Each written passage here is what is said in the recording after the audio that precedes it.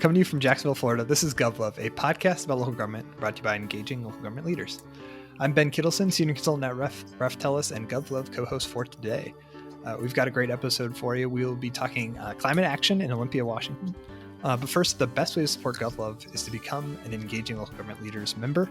ELGL is a professional association engaging the brightest minds in local government, and your membership helps support this podcast. So go become a member if you want to hear more conversations like the one we're going to be having today. Now let me introduce today's guest.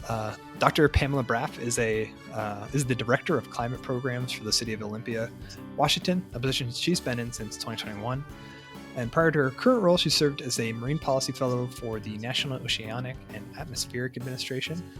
She has a PhD in Marine Sciences from the Virginia Institute of Marine Science and a Master's in Forest Resources and Environmental Conservation from Virginia Tech. Dr. Braff, welcome to GovLove. Thank you so much for joining us. Thanks so much. Happy to be here. Yeah, I'm excited to chat with you and nerd out about some climate action, but we have a tradition on the podcast to do a lightning round to get to know our guest a little better and let you warm up some. So my first question for you, what was the first concert that you went to? The first concert that I remember going to was a Goo Goo Dolls concert. I visited my cousin at college and she brought me to that concert with her. Nice. Awesome. Goo Goo Dolls. Okay. That's a throwback act. Yes, it is. Awesome. And then my next question for you, what was the last great book that you read? That would have to be The House in the Cerulean Sea by T.J. Klune. Oh, okay. What about it? Highly recommend. It's just such a great story, and it's warm, and there's a little bit of magic, and the characters are really fun. And I just felt happy reading it. Yeah. Nice. Awesome. That's great recommendation then. And then my next lightning question for you, cake or pie? Always pie. Always pie. Always pie. Yeah. Yes. We are recording this, mere days from Thanksgiving. So it is the time of year. Even in the summer, even not Thanksgiving, always pie. Do you have a go-to pie? I mean, it depends on the time of the year, but I'm a big fan of banana cream pie and also apple pie. Wow. Okay. Awesome. Good. That's a range. Yeah. Yes, it is. Awesome. Then my last lightning question for you. Where do you go for inspiration? Yeah, I think I get my best inspiration when I can kind of empty my mind.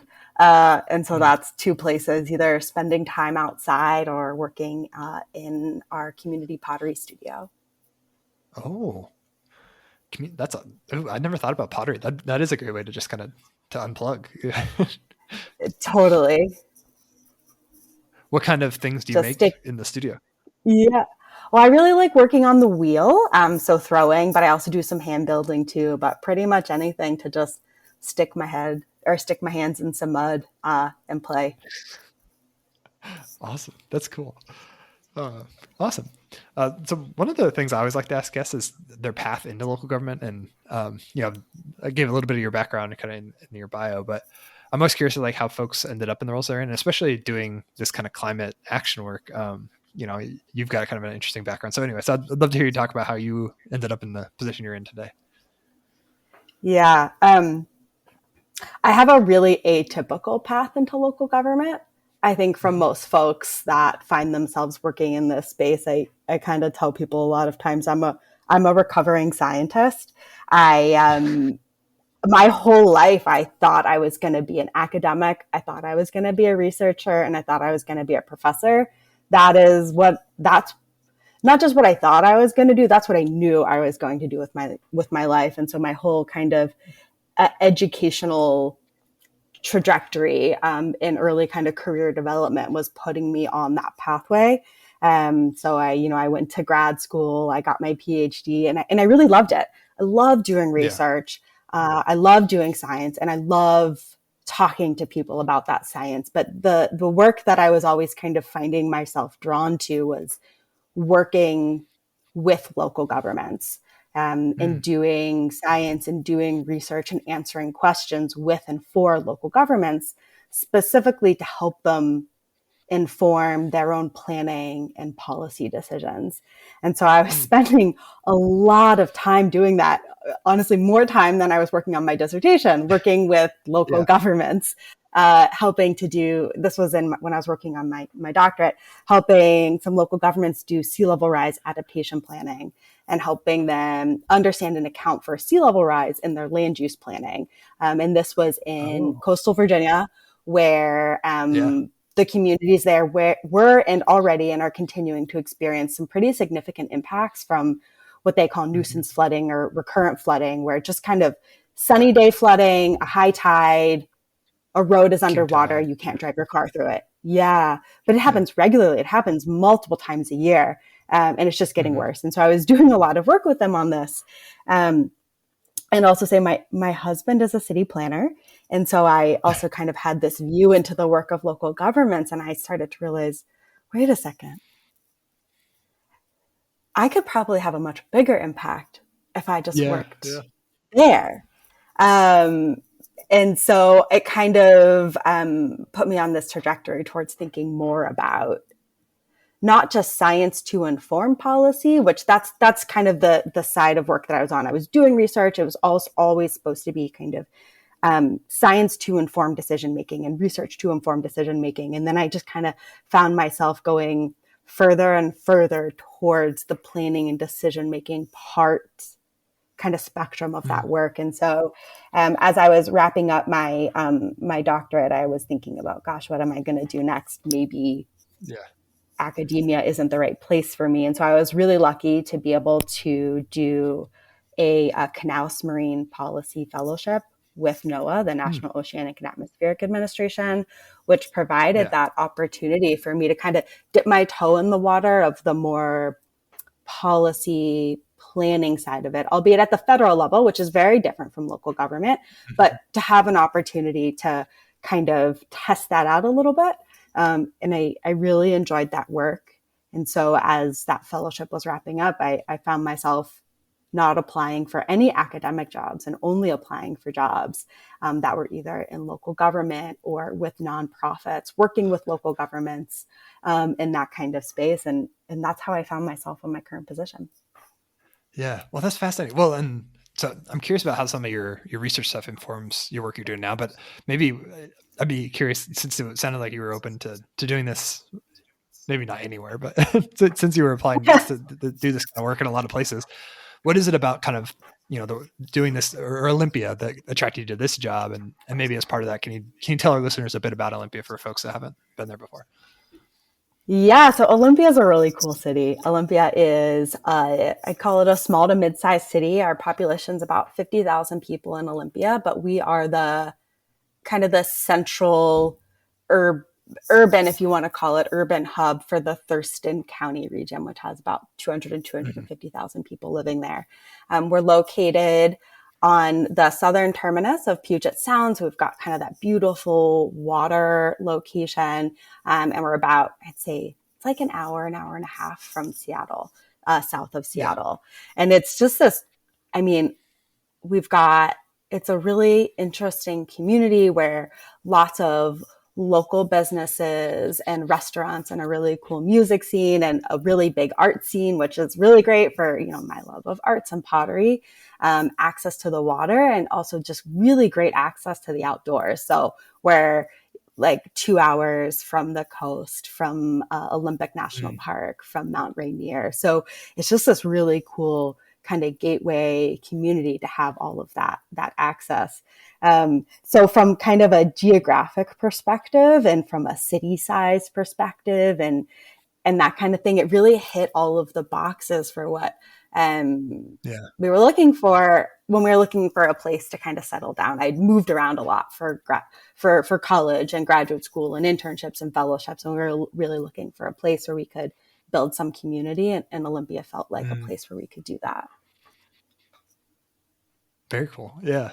Well, and as I kind of read a little bit about your guys' work and more about Olympia, it seems the mix of like, it's a large port, so it's got like some industrial, but it's also like so it's got some of those bigger, I don't know, economic drivers or bigger things that you have to deal with, that while also being a fairly small a small community relative to like, Seattle's and your Tacomas. Right. So like we have everything that we need within walking Yeah. or biking distance, which is fabulous, but it's a little bit quieter than some of those other places. So that's kind of why we love Olympia as a place and why we were so excited to come here. But another big part of it was that I was just really excited by this job at the City of Olympia. So when I was applying for it, it was a brand new position. No one had it before. So it just felt so exciting to be able to try and build something from scratch. And the other thing that's interesting about Olympia is we're also the state capital of Washington. So we have a pretty big role to play and an opportunity to not just inform local policy and local action, but statewide policy and statewide action as well, which feels like it's so important. We need a multi-level government action to address climate change, and that's just another way that we get to help make that happen here. Yeah. No, it's kind of a unique role because you're at the state capital that you can have that influence. That's cool. So I definitely want to talk about the first few days and years on the job, but I'm curious, like since you mentioned a lot of your work previously was like research and maybe on the more academic side, but you also did some work with local governments. Can you talk a little bit about how those roles prepare you for this work? You've always got some of the technical science background that can, but I'm just curious how that's helped you in this job, or Sure. I'm just curious about your perspective on that.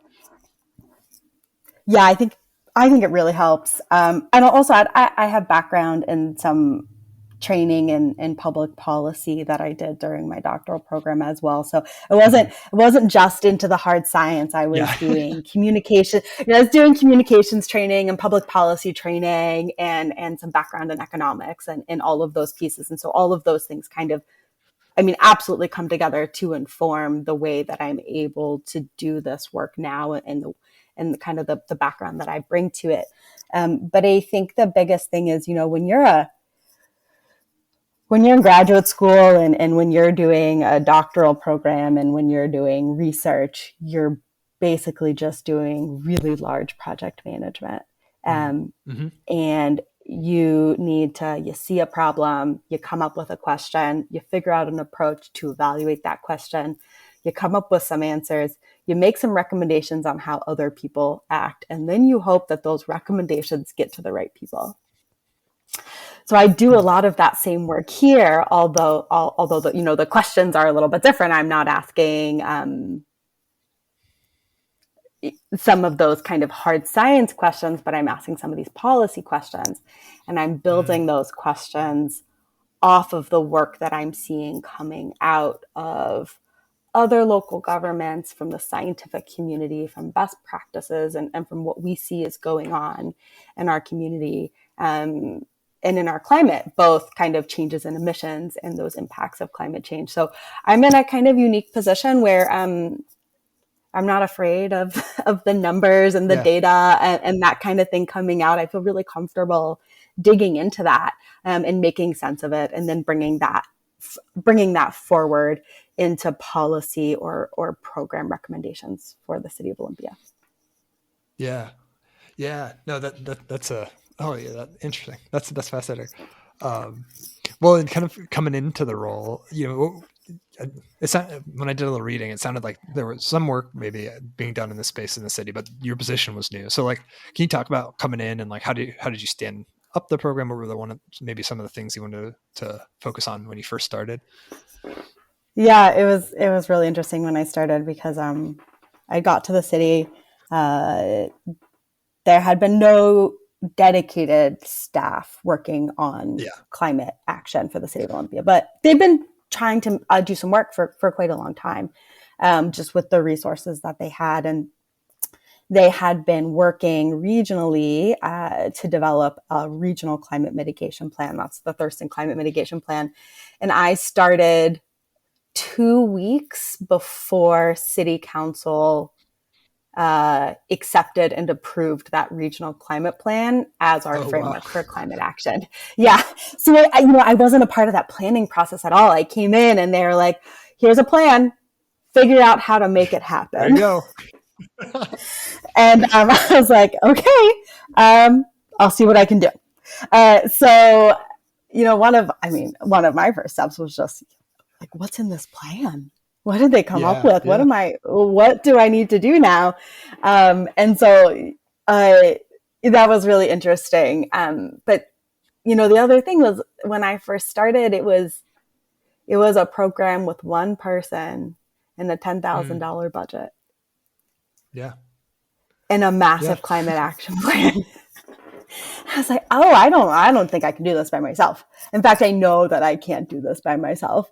And so one of my first steps in that role was to ask the question, how do we get the entire City of Olympia? And I mean, not the community so much, but yes, the community, but primarily city staff and all of the city departments. How do we get all of the city involved in implementing this climate plan? Because it's not just a climate program responsibility to address climate change. It is a public works responsibility. It is a planning responsibility. It is a facilities responsibility. It's a waste resources responsibility. It's everybody's responsibility to implement this plan, and we all need to work on it together. And so one of my first steps was to assemble a citywide climate action team, which included staff from all of the relevant departments and the folks that kind of had that intersection to start talking about how do we implement this plan together? Who's responsible for what? What do you need? What are your barriers? What are your challenges? How can I help you implement this piece? And what are you already doing? Because things were already happening. They didn't need me to push it along. The city had already just adopted or was in the process of adopting a transportation master plan, which really prioritizes bike and transit and pedestrian infrastructure. And so that was already happening. I didn't need to step in and just let them keep doing that great work that they're doing, but offer support where they need it. But there were other places that we noticed, hey, this needs a bit more of a push, or even other stuff where we realized, oh, there's no city departments that can address this. No one's doing related work. And so that was the space as we kind of started to discover that. We were like, okay, this is where the climate program needs to step in. But we started with first saying, who's doing what? What else could you be doing that makes sense within your area of work? And then look and see where we have the gaps. And that's where we've been really, and where we found those gaps where we're primarily in building decarbonization, specifically the big effort. There's of course new buildings, but also our existing buildings. There was really no city departments that were really set up to address that based on kind of historically how we do business. And so that's where we said, okay, what can the climate program do to help move those actions forward? Oh, interesting. Well, I'm fascinated by this because it's not, I think climate action is in your experience that you described, like needs to rely on other departments to get things done. It can't just be a one person. And I think that's similar to when we talk about performance management or innovation or all sorts of kind of buzzy things that are sort of in between departments in some ways. So I'm curious, when you were engaging with these folks, like what did it take to kind of get them on the same page? Was it just maybe pushing around the prioritization, or like, hey, let's move this up the list versus what you guys were maybe working on? Or like, how did that kind of go? Like working with these departments that were already in some cases doing work, but maybe not necessarily how you would want to do it. Well, I'll just start by saying I don't think we've fully solved it. It's a work in progress, and it's ongoing and it's iterative. And so it's something that we're continuing to do. So we have this climate action team, and we meet a couple of times a year as a group, and kind of in smaller focus areas, kind of based around these the sectors in our climate plan. So we kind of have a buildings and energy group for folks who do work related to that. We've got a waste and water resources group for folks who do work around that. So we're kind of bringing together these topical kind of focus groups where we meet and work together. And I think kind of a lot of it is trying to set those expectations before work plans are being made each year. It's really hard to come in like July and be like, all right, you want to do this new thing? go for it. Like it's just not going to happen. We in the City of Olympia and a lot of other local governments, right? We've got limited staff, we've got limited resources. We can do a lot of things. We can do almost anything that's within the purview of local government, but we can't do everything. And we certainly can't do it all at one time. And so we really need to be planning it out and building that support for those actions almost a couple of years in advance, so that we're ready to go. And so there's no turning on a dime for this work. I will say we're far more nimble than the federal government. So that's been really interesting. It's all relative. Right. It's all relative. But even within that space, it takes time. And so, I'm getting into the third year of this job, and I'm finally now starting to see the seeds that we planted a couple of years ago turning into new projects and new efforts with other departments that are really starting to kind of bring in climate action a little bit more. And so, one of the other first things that we did was we created a citywide climate mitigation framework. And so it's focused specifically on our greenhouse gas reduction strategies because that's just what we were working on at the time.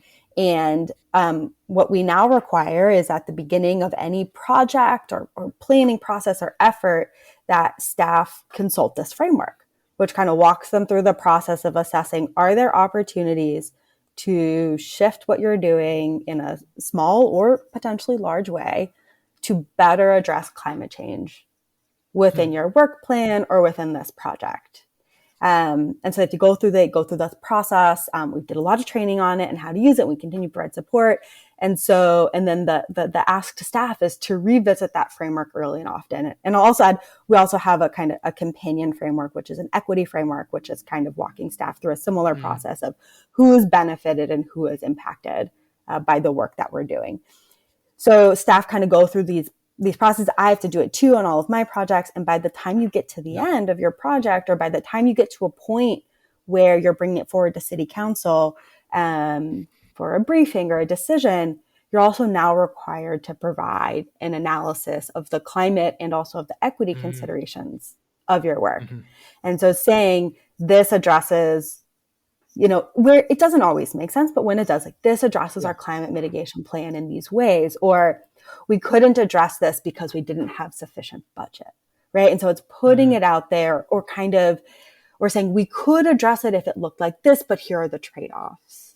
And so kind of making that a more kind of leading part of the discussion, and not just saying from the very beginning, oh, we can't do it, or, oh, we didn't think of that. Like that's what we're trying to avoid, we didn't think of that, by really formalizing it and putting it towards the beginning of our planning processes. And so that framework just rolled out at the beginning of this year. And so we've been seeing kind of projects coming through with that framing in it. And, we've had folks say, we're doing things that we didn't think of beforehand, or we weren't planning to do as a part of our project because we referenced this framework.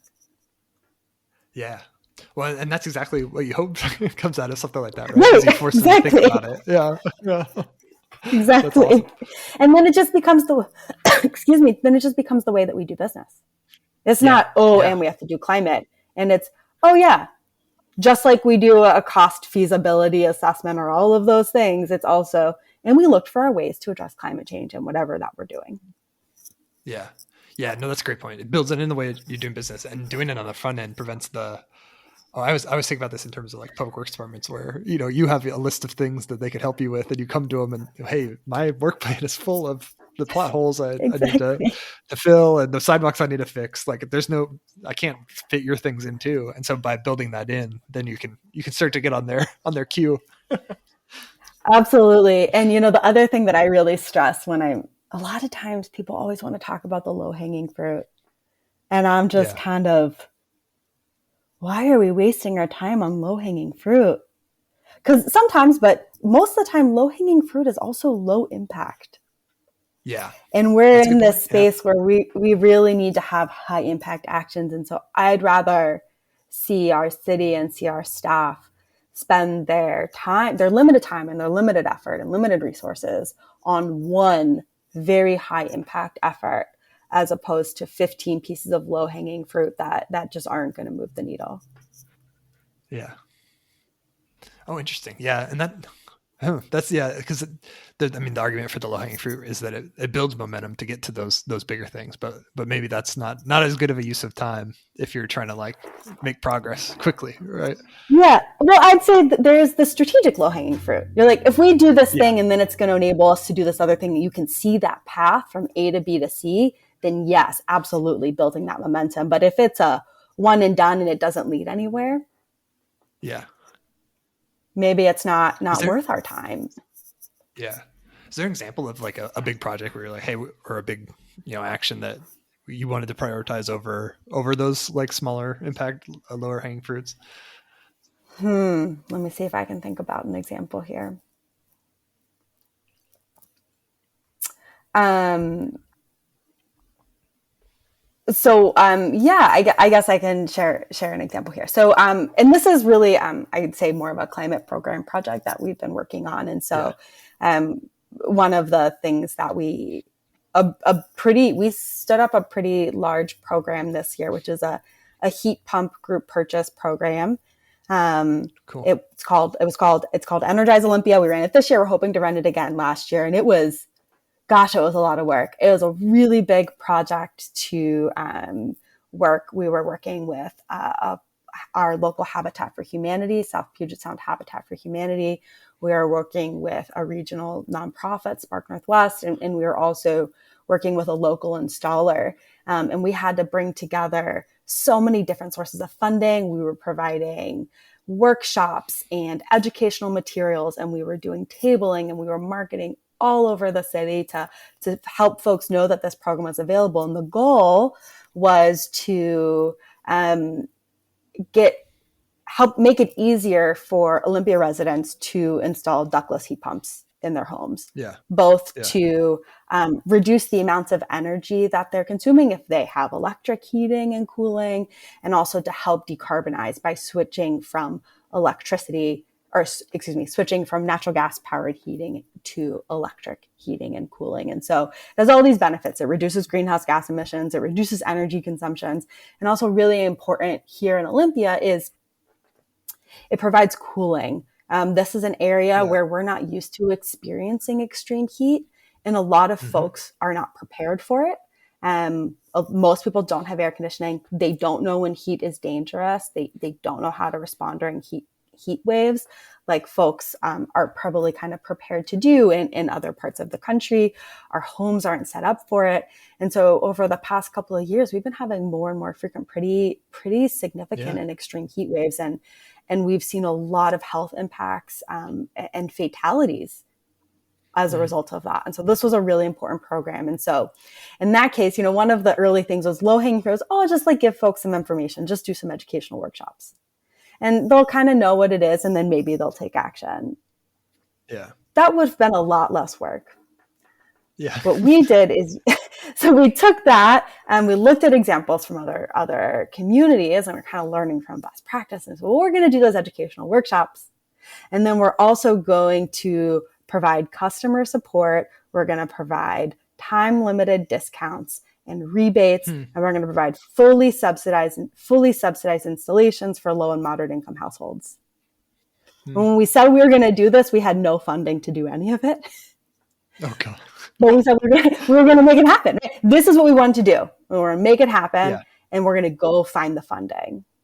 And we did. We applied for grants. We were able to get some funding from the city, and actually from multiple city programs. We're able to contribute funding towards it. And we made it happen, but it was incredibly hard, and it was a lot of work. But it resulted in the installation of over 70 ductless heat pumps in our community. This was our pilot program. We have more than 50 people on a wait list to participate in the program again next year. And we haven't even started the outreach for it. So that's one of those things where low-hanging fruit would have been just the educational workshops.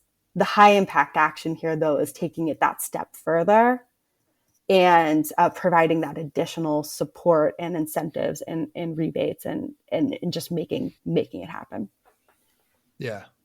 And then you are actually seeing actual like implementation and actual like adoption of it too, which will hopefully build on itself. That's awesome. Absolutely. And, we know we're hearing the benefits of it. One of the things that we were doing there is we were trying to kind of recreate the solar effect. There's this thing that happens in communities when someone in a neighborhood installs solar on their house. Then you start to see more solar pop up in that neighborhood. And you can actually see this. There's some research that's been done to map this. And you get these clusters of solar that are popping up and they kind of spiderweb out.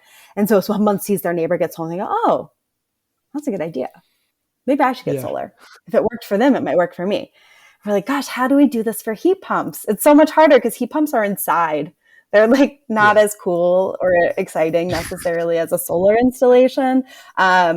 But they're really important and they're super cool and they can make you more comfortable and save you money on your energy bills. And they're a really critical strategy in our climate and our local and statewide and national, international climate strategies. So we really need to be supporting them. And so we are trying to kind of recreate that solar effect by getting more people talking about heat pumps.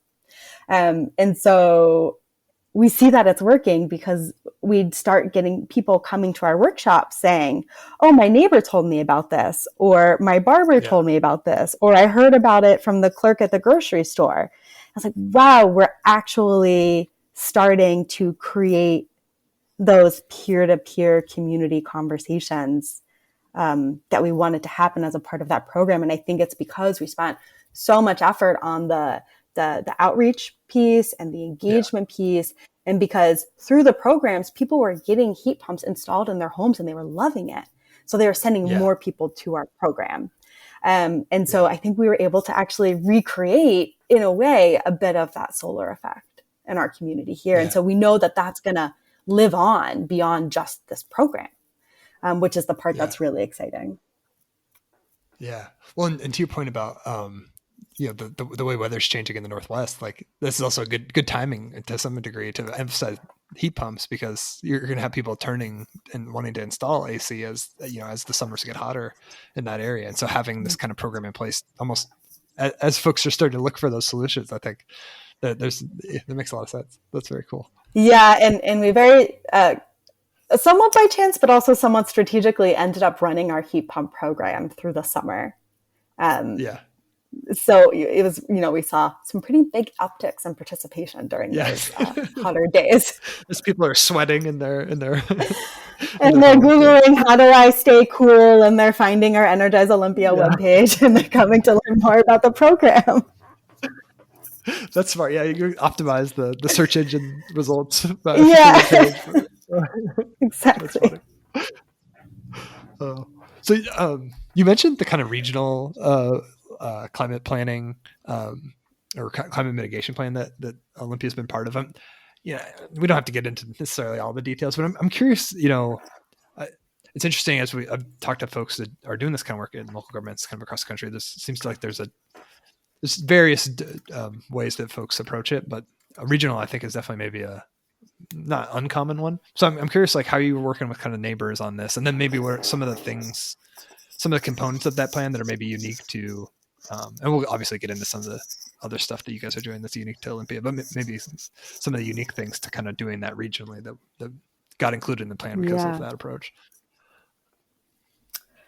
So I think our regional approach for the thirst and climate mitigation plan is actually quite unique. There are a lot of regional groups that work together, when working together can mean such a broad range of things.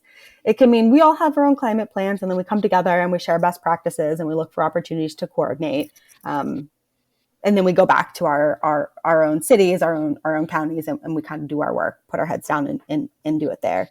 The thirst and climate mitigation plan took a very different approach where all four of the jurisdictions, so that's the City of Olympia, the City of Lacey, the City of Tumwater, and Thurston County, all four of them came together and said, let's develop a shared framework for climate mitigation. And so this particular plan just addresses climate mitigation and greenhouse gas reduction. It doesn't include any adaptation elements to it. But so that's a really unique approach to come together and develop a shared plan. And it can be really powerful, and it can save a lot of resources when we're all working to develop a single plan rather than doing it individually. But it's also a little bit or a lot of it more difficult and time consuming, because that means you have to get 4 governing bodies to all agree on the same plan. That can be a challenge. And so everything that we were doing just took longer than if we were to do it one by one. But it puts us in a really great position to then be able to work together on implementation, because we have right now in place a shared framework that's more or less agreed upon by our jurisdictions that enables us to work together. And so each of those 4 partner jurisdictions have since hired a staff person to lead the climate mitigation efforts for their jurisdiction. And so it took a little bit of time for everyone to staff up. The last jurisdiction just did that earlier this year. And so now we have representation, full-time or nearly full-time staff representation from each jurisdiction, which is really helpful. And kind of, when I started, we were in this space of, we have a plan, now what? And so we were kind of in this awkward space of, okay, but how do you actually implement a regional plan? Do we all just take the plan and do everything on our own? Do we have to decide together what we're going to implement? Can we do some things together, some things alone? What if only 2 jurisdictions want to take an action, but not all 4? So there were all of these kind of unanswered questions that it took us a while to work through them, but we finally worked through them. And we passed a new, each jurisdiction, we adopted a new interlocal agreement, which is just an agreement for how we all work together, just a couple of months ago, which establishes what we're calling the Thurston Climate Mitigation Collaborative, the TCMC, that's what we call it. And what it does is it just kind of sets those, local government. We have a billion acronyms. That's just what we do. So all the acronyms. It sets some ground rules for what does actual regional implementation look like? How do we work together? And what happens if 2 jurisdictions want to take an action, but the other 2 aren't ready, or they want to do it in a slightly different way? And so where we ended up, and we're now kind of testing the waters of how does this work, but where we ended up is kind of establishing this framework where we have an executive committee, which is made up of representatives from each of the 4 different jurisdictions that are a member of this collaborative. They meet quarterly, and we give them updates and about what we're doing, and they have opportunities to kind of inform the work.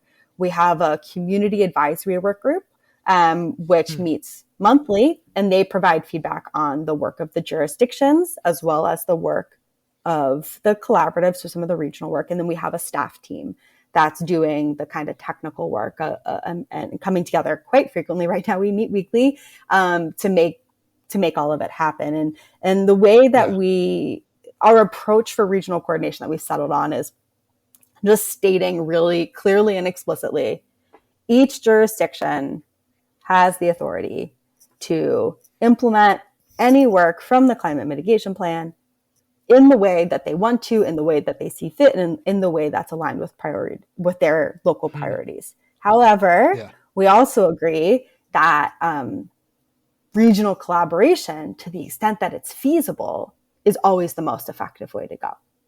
And so we settled on this process where we have a kind of formal process, which it's more process, which is can be frustrating and slow, but it's actually really powerful in that it gives staff direction that we need. So we've set up this process where each year we're going to have an annual retreat. And during that annual retreat, the executive committee of the collaborative is going to decide, hopefully, on 1 or more regional initiatives that the staff team is going to work on together over the next year. And so it's giving us really formal direction. These are the things that we're going to do regionally next year. Doesn't mean that we can't find other things to do together. And it doesn't mean that we can't partner up with 1 or more other jurisdictions on other things as it makes sense, but just kind of saying, this is what we're going to work on together next year. And so we had that first regional retreat this year to kind of figure out what we're going to be doing next year. And so the collaborative selected 2 regional initiatives that the staff team, we're in the process of planning them right now. We're going to be working on them next year. One is we're going to be working together as a region to develop a model ordinance that could be adopted by each of the jurisdictions for a home energy disclosure. So basically looking at considering requirements for home sellers to do a home energy, some type of home energy assessment and disclose that information at the time of sale. So, or the time of listing. And so it's stated, okay, this doesn't mean that all of the jurisdictions are going to adopt it, right? But what it means is next year, staff are going to work together across the jurisdictions and with our advisory work group and with other community members and doing stakeholder engagement to design a model ordinance. The hope being that then all of the jurisdictions could adopt the same policy for that. Yeah.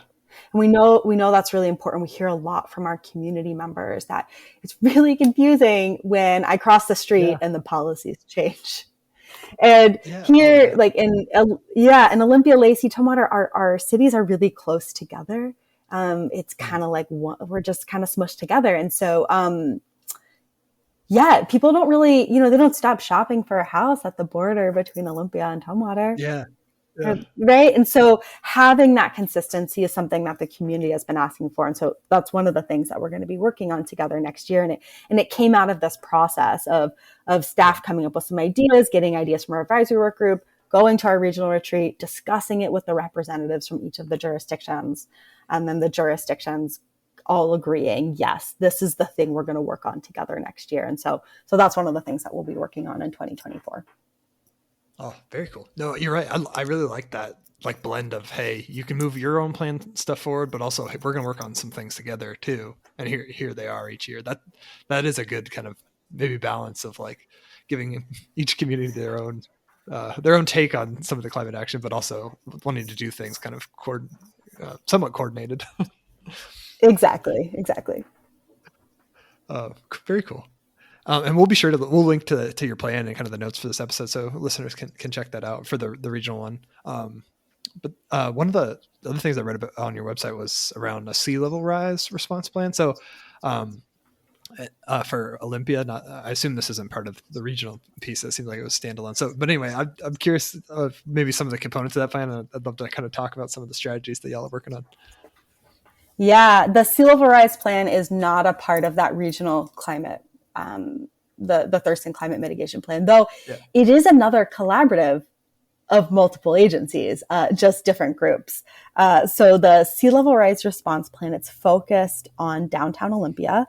And the City of Olympia has been working on monitoring and addressing and responding to sea level rise, I think, since the early 90s. So this goes back quite far.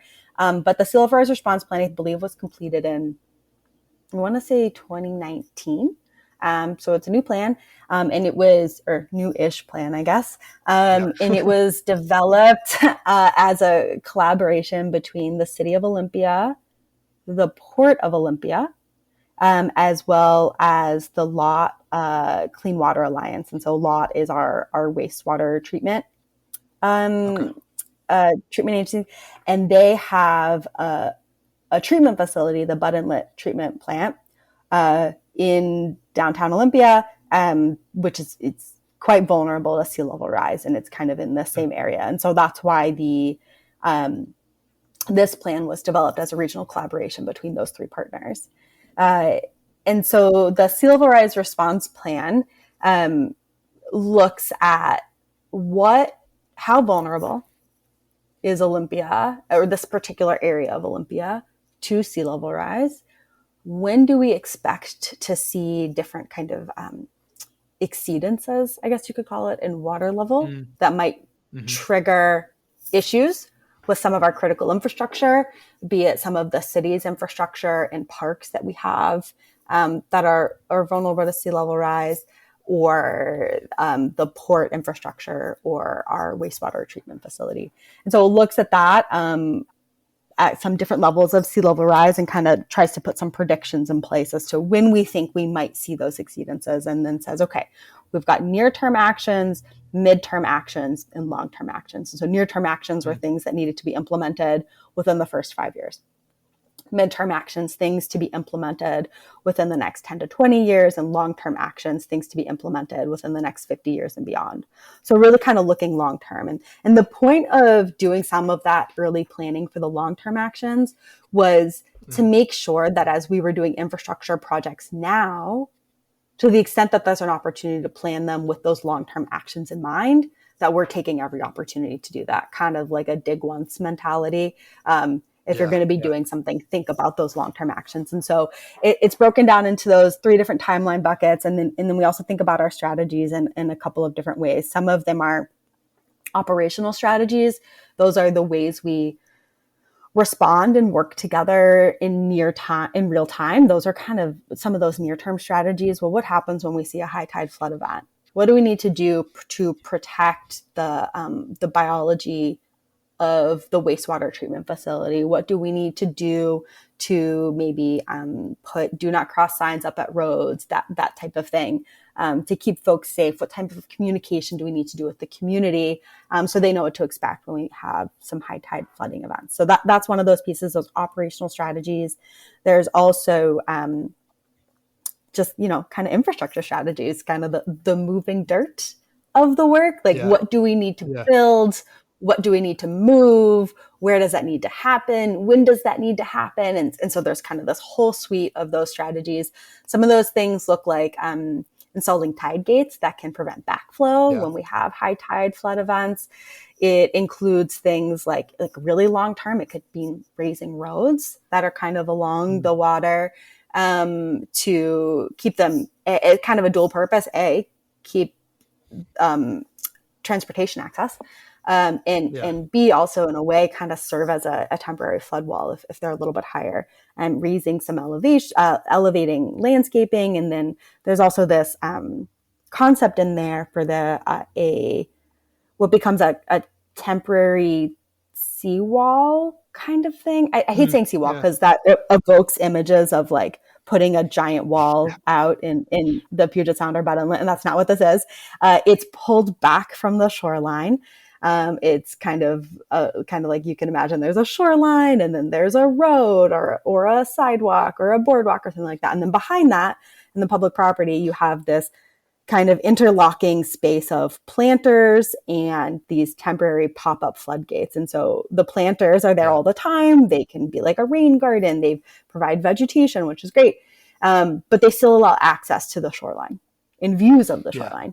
But when you have a flood event that might kind of overtop that, you can have these interspersed temporary flood barriers that come up, and they form a kind of like a wall between it's like planter, floodgate, kind of along the shoreline to create this temporary kind of false shoreline almost to prevent water from coming inland. And now that only protects from a kind of overtopping flooding that comes up over the shoreline. It doesn't address some of the groundwater-based flooding that we might be seeing, and we're trying to do some more work to understand what that's going to look like. But those are kind of some of those physical strategies. And then we've also got we call them informational strategies, like continuing to monitor conditions, adjust our anticipated timing of when we need to begin implementing certain strategies based on how things are evolving, continue to collect more information to refine our understanding of sea level rise, and then our governance strategies, which is really focusing on how these 3 partners work together to implement the plan, to fund the plan. That's still kind of a big question mark. We're doing some work right now to understand what those funding strategies and funding options are, and then what does an equitable distribution of costs look like across the partners, across the community? Who's benefiting from investments in sea level rise protection? Who's being asked to pay for those investments in sea level rise protection? And so we're just starting we have a sense of how much this will cost. We don't yet have a sense of how we're going to pay for it. And so that's the next body of work that we're working on right now is trying to understand some of those financing strategies more. Yeah. Oh yeah. That would be fascinating because you've got 3 organizations with very different customer and revenue bases. Then And so aligning Yes. those kind of funding strategy would be that's an interesting problem. Yeah. Right. And I'll add LOT, our the wastewater treatment facility, LOT doesn't just support the City of Olympia. LOT stands for Lacey, Olympia, Tumwater, and Thurston County. They Oh, it's have, regional. Yeah. it's a regional wastewater treatment facility. And so it just kind of expands that. Well, who is benefiting from this kind of Yeah. question? Oh, fascinating. Yeah. Well, and I think when I was flipping through your plan, I was thinking it's fascinating how do you balance the hardening of shorelines to protect, infrastructure that can't move, or shorelines that you don't want to Right. move, versus like I think the plan had like living shorelines, or designing park areas to flood when high tide events or Yes. big rain events happen. So I'm curious, like, have you guys, as you're working through this, like how are you kind of balancing those two ends of the like physical infrastructure piece? Because I always think that piece is fascinating, like because the community may prefer like a nice pretty shoreline, but they also may want their their street to stay dry. So like, Right. and that would require a lot of concrete. So anyway, I'm just curious about Right. those strategies. Yeah.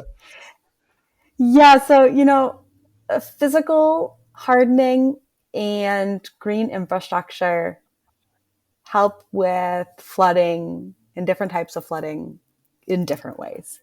Yeah. They both have their role to play.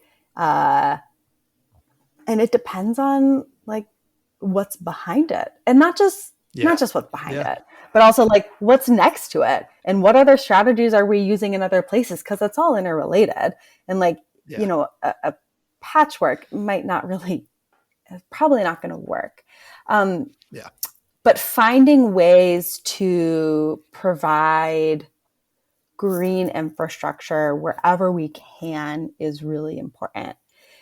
I will say, kind of in some areas that we're talking about, green infrastructure can play a really important role, like kind of along, there's this other project happening now, which is, it's not being led by the City of Olympia, but it's very related, which the state is beginning a project to restore the Deschutes estuary. And so the Deschutes estuary is basically, we've got Bud Inlet. That's the southern tip of the Puget Sound. A lot of the city's sea level rise response plan and the port and lot are right up on Bud Inlet. Bud Inlet connects to, or used to connect to, the Deschutes River. And I think it was about in the 50s, the state put a dam there to create what's called Capitol Lake. Was intended to be an architectural feature, a reflecting pond for the Capitol. We now know that, and we probably knew then, that dams have a lot of impacts on Yeah. on the ecology of those systems, and it's created actually quite a bit of work to deal with sediment management and some water quality Yeah. issues, just a lot of issues, challenges associated with that. And so this has been going on for years and years and years, the state trying to figure out, and the community trying to figure out, like, what are we going to do about Capitol Lake? And it was definitely very, very contentious, and people who feel very strongly like keep it how it is, and other people who felt very strongly we need to restore Capitol Lake back to the Deschutes estuary. And so the state just made after going through this multi-year EIS, environmental impact study, made the recommendation that the Deschutes estuary restoration is the preferred alternative. And so they're starting some work to figure out how they do that. Now this is because of Olympia's location. It's right in our downtown. Yeah. Where like that connection to Bud Inlet is also right in our downtown. And so that has a really big impact on our sea level rise response plan. What's really interesting is the restoration of the estuary might exacerbate some types of flooding, but protect us against other types of flooding. Oh, interesting. Yeah. So so we might see some more kind of like that recurrent flooding, that high tide flooding, where kind of water is overtopping the shoreline. But if it's going into a park area, and the parks are designed for that's maybe okay. But without the dam there are other types of flooding that we see that the dam was kind of in a way protecting us from in downtown Olympia. So we might see some more of that type of flooding. And so, because they could control the water levels in the lake. Yeah. By using the dam, either opening up or closing it. So what it does is it says, okay, we need to kind of reassess some of our sea level rise plan strategies and make sure we're considering all of these pieces because it's all connected. But I went down this whole road to say, along Capitol Lake area, the Deschutes Estuary Restoration, that's a place where green infrastructure and natural infrastructure and that shoreline restoration can have a really big impact on helping to reduce flood risk. Because that's a place where you can have that kind of shoreline, like absorption kind of slowing down and collecting those floodwaters and having those kind of intentionally designed parks and places that you want to hold water in the event of some high water level conditions. But we've got other areas where we already have businesses and buildings and structures already right up on the shoreline. Yeah. And so, right, the strategies we use there just have to be different to accommodate for those. And then it also has to do, right, we talk about what's behind it. Is it, I've been using this example, is it a park or a bench that's going to flood? Or is it our wastewater treatment facility? Wastewater, yeah, I was just thinking about the wastewater treatment plant. Like, you don't want that to flood. Right. Like some things can get wet. It's fine. It can get wet for a little bit and then it dries and it's okay. And that's great. But some things can't, right? Like we cannot flood our wastewater treatment facility. We're going to have really big problems. We're going to have it could have some pretty serious water quality implications for Puget Sound if we overflow our wastewater treatment capacity. So there's just some of the things that we think about in like how you balance different types of flood protection strategies. Awesome. Wow. Yeah, that's fascinating. That's really cool. Well, awesome. Well, what are there other climate actions the city's been focused on that we haven't touched on yet? Is there anything else you wanted to kind of highlight? We're really proud of the Energize Olympia heat pump program. There's some other work that we're starting this year, to dig deeper into understanding our climate risk and vulnerabilities beyond just sea level rise. That's this weird. I've never lived in the Pacific Northwest before I got here, and everyone's like, "Oh yeah, we're not vulnerable to climate change. It's just sea level rise." And then these summers, they're saying this to me like days after a record-breaking heat dome that would have been virtually impossible without climate change. Oh no, we're not vulnerable to climate change here. It's just sea level rise. And so that was fascinating for me. And I'm like, oh no, this bad. It's not good when people don't think they're vulnerable because then they don't prepare. And so we started some work this year to dig deeper. We're doing a climate risk and vulnerability assessment to better understand Olympia, the vulnerability of Olympia and our community members to a kind of a broader range of climate stressors. How does it impact our community? How does it impact our infrastructure? How does it impact our social infrastructure and our services and that type of thing? So that work's ongoing. And the idea is that then informs our comprehensive plan update. So, we're starting this big process to update our city's comprehensive plan, which is the long-term vision of planning for the City of Olympia. It's a 20-year plan, so it's going to be 2025 to 2045. And for the first time ever, we're going to be including a climate chapter within that. And so that climate chapter is going to be including pieces of our climate mitigation strategy, so pulling from that regional climate plan that we have. And then also it's going to include some new strategies and actions for climate resilience. And those are going to be built off of the work that we're doing right now to conduct this climate risk and vulnerability assessment and understand what our vulnerabilities are beyond just sea level rise, decide which of those vulnerabilities we can accept and which of those vulnerabilities we need to address. And those will be developing some goals and policies around climate resilience too. Awesome. That's fascinating. Very cool.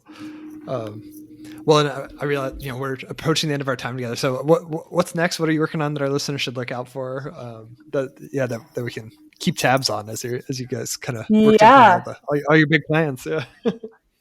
One thing that I'm really excited about is we recently found out that we were awarded a Department of Energy Buildings Upgrade Prize for a project that we proposed to develop a rental decarbonization navigator.